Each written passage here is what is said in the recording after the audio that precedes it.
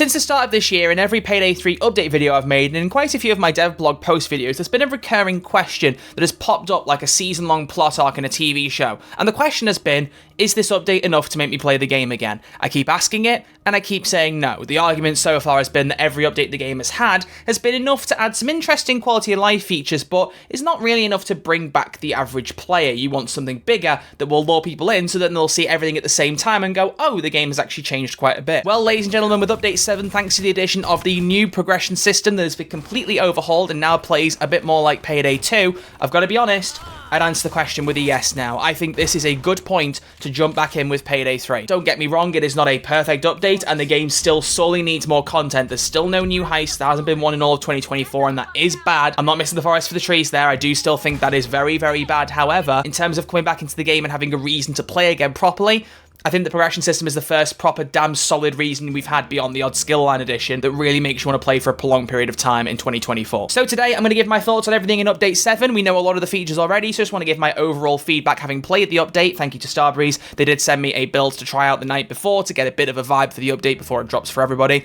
So I've got some thoughts on what the update's like, and I'm here to share them with you. And I'll also just mention real quick that I am later this week, fingers crossed, planning to stream Payday 3, so I don't know what night it'll be, but it will be this week. Head over to my Twitch, twitch.tv/RedArcherLive, to give me a follow and stay in tune for the next Payday 3 stream, the first one I think I've done all year. And as always, if there happens to be stuff in this patch that is not in the patch notes and that I haven't spotted in the update, please let me know in the comment section down below, and I will keep a pinned comment going for things that are not in the notes, because unfortunately I am expecting that to happen again. I mean, it did last time quite badly. So let's start off with the new progression system. So I have given this a bit of a try, played some heists on different difficulties, and got a bit of a vibe for how the infinity point progression works, and I've got to say, it's really, really strong. I was under the impression that playing on difficulties lower than Overkill would really impact how many infinity points you got, but based purely on the heists that I completed, I played quite a few on hards just because I'm more of a casual player anyway, and I thought that would be a nice relaxing way to get some footage at 2 in the morning that I was doing last night. And I found the amount of infinity points I was getting, you'll see on screen, was still really, really strong. I'm quite impressed by how much you get now. So in case you don't know, the progression system now will give you infinity points for completing a heist at base.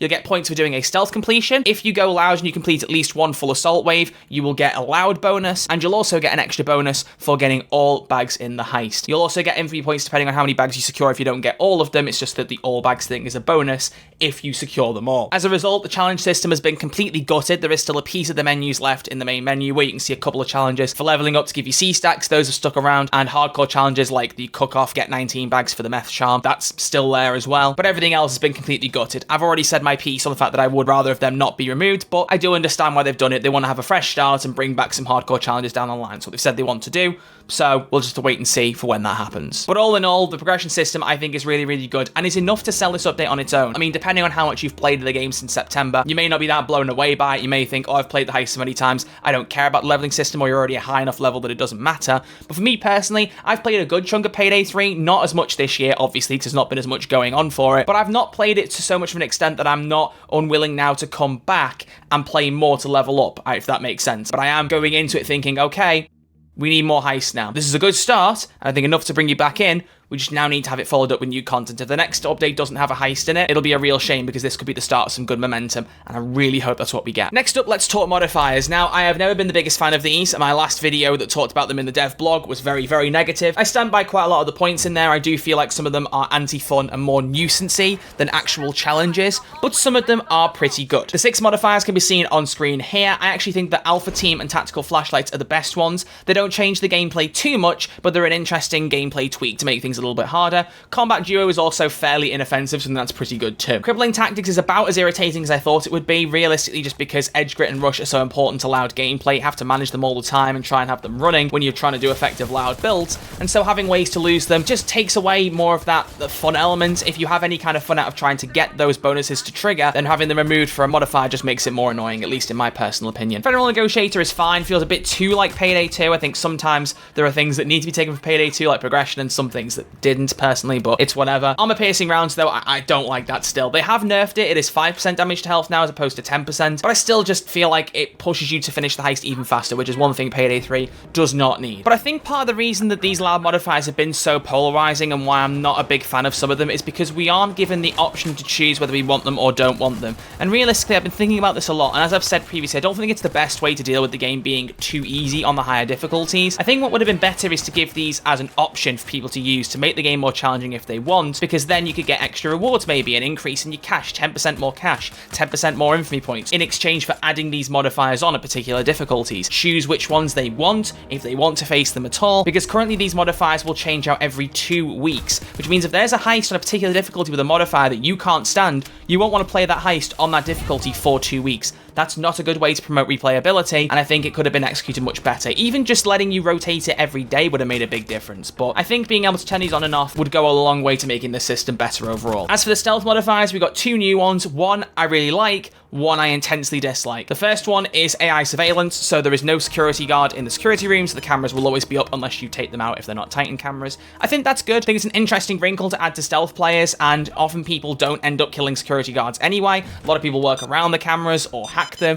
or have ECM jammers, so I think that one's quite easy to work around. But within 5 seconds of playing No Rest for the Wicked on Overkill with threat detection active, the one that has cameras detect you in public areas, I realised quickly just how frustrating that's going to be. Now granted, of course, you have skills with Rush that will stop cameras from detecting you in private areas. That will also apply to public areas, so you can equip that skill if you want. But either way, Payday 3 Stealth does a lot of really good stuff, and I don't want that to start being undone by modifiers like this. I love the public, private, secure area layout of Payday 3 Stealth. I think it makes it far more intuitive. So to have modifiers that basically eliminate the difference between 2 of those zones, I think is personally really, really bad. It seems from what I've seen that most people agree with me on that, so at least I'm not howling at the moon, but I would like to see that fixed, or at least given us the option to turn it off if we want, because it's just going to be too much of a hassle going forward, in my opinion. The next thing, though, is the assassin skill line. I have played a good bit with this, and I've got to say, I really, really like the marking system. The idea is that it encourages you to use suppressed weapons in both stealth and loud gameplay, and loud has some interesting bonuses, the most interesting of which being that you gain health if you kill an enemy who is marked, and the skill line bases it around it. So sometimes if you kill an enemy who's marked and there's another one within 10 meters of them, they'll also get marked. That's the next person to kill to get more health from, so you can get good chunks of health for killing marked enemies in order. It's a very interesting playstyle and adds something new to the game, which, based on the lack of variation you can get in a lot of builds in Payday 3, that's something the game really needed,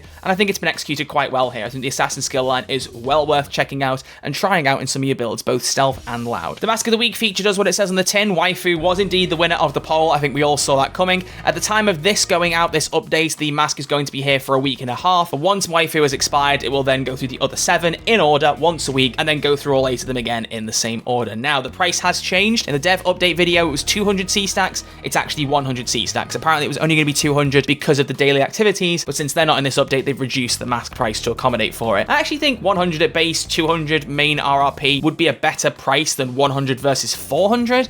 I'm not being funny, but 400 feels like a huge price for masks. I mean, some of the gloves were 300, and they were not a good call. 100 is still too much for some of them, but, you know, I'll take it. So really, I just think my only improvement to Mask of the Week would be to keep the masks at 100, even after daily activities are added, and then let you pay full price 200 once they're out of rotation. I think that would be a decent price. I don't think you need the 400 cap, personally. And on top of that, you got the 3 spray paint variations that we talked about already. They said that they've added these to fill up the level pool, but they will drop several times. So they're consumable, but they can drop more than once as you're leveling up. So just keep an eye out. You'll occasionally get those spray paint cans when you level up in game. Now comes to one of my biggest sticking points of this update, which after playing it, as I said, sometimes these things are different in execution, and I will hold my hands up and say the Techie being added to all loud heists, it's not as bad as I thought it would be. I think part of what I've realised with the Techie that I don't like is the way that the HUD will change. In some loud heists, you don't want to start running around trying to find the Techie. You're either pinned down or you're trying to do an objective, and when the Techie's nearby, your HUD starts glitching out. I'm not the biggest fan of that effect, and I would actually suggest that it might be a cool gameplay feature for Payday 3 to allow you to turn that off if you want. Don't force it off for everyone, but if someone doesn't mind the extra bit of a challenge of the HUD not glitching out when the Techie's nearby, and purely knowing they're there because the drones are around, adding a tweak there would make a whole heap of difference, and I'd be a lot happier. But the drones are super duper weak, even the new one that stuns you and removes your edge, grit, and rush. I wasn't stunned by it once. I heard it coming a mile away using the Payday 2 flashbang sound and shot it down. It's got next to no health. So honestly, it's worded like it's going to be a pain in the arse,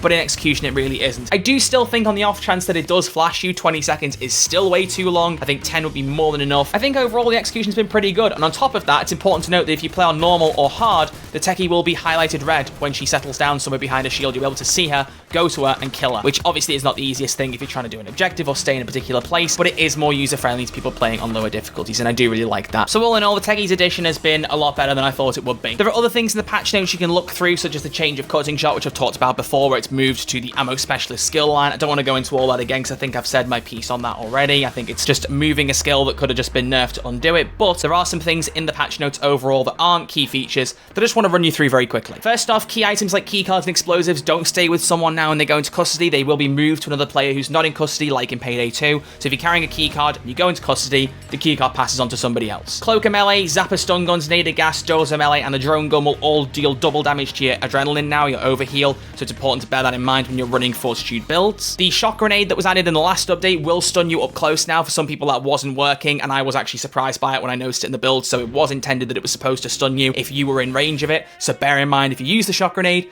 don't drop it right in front of you because you'll get caught in the blast too. The misdirect skill we talked about in a previous update that gives you some dodge chance has had its chance increased from 10% to 20%. Dodge builds are coming, I'm telling you now. And on top of that, we've got some new animations. They've fixed some tilted animations while you're crouching, but on top of that, you get animations for throwing bags, and I think also pulling the lever in No Rest for the Wicked, pulling the security lever down. I don't think that one is old. If I'm mistaken on that, then I'll hold my hands up fine, but that felt like a new one as well. So there may be other ones there that I haven't noticed, but in terms of weapon inspect ones, I didn't notice any new ones there. And finally, also just audio worth mentioning that when you complete a Wi-Fi circle, there's a more notable ding noise now, so it's a bit more clear audibly when you finish it.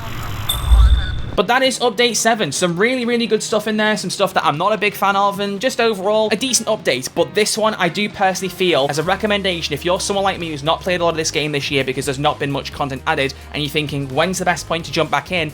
It's now. I think as long as Starbreeze can add another update in the next few weeks that adds a heist, because that's what we need now more than ever, they're going to have some good momentum going here. This could be the update that changes everything in the long run, but they've got to follow through on some of these plans that they've got now. So I am watching with bated breath, hoping that things land going forward, because this update I think is a good point to check back in. If we land an extra update after this that is just as good, if not better, we might just be on our way back. But thank you all for watching. As always, thank you again to Starbreeze for letting me play the update a day early. Made a huge difference and allowed me to look more in depth at some things that I wasn't sure about. It's not a perfect update, but for a lot of things, it worked out better than I thought it would, and I'm very happy about that. Let me know what you think of the update and all of my thoughts and my comments and suggestions in the comment section down below. If you've enjoyed the video, click the thumbs up button. It helps a lot and gets this video out in the algorithm for more Payday players to see. And on top of that, feel free to click subscribe. Stay in touch with all future Payday 3 news on this channel for all platforms. Really appreciate you all hanging out. I'll see you all on Friday, assumedly with the next dev blog. Don't know if one's coming, but I think it's safe to expect that one will be there. So hopefully I'll see you there for that. But until then, look after yourselves, stay safe, and I will see you all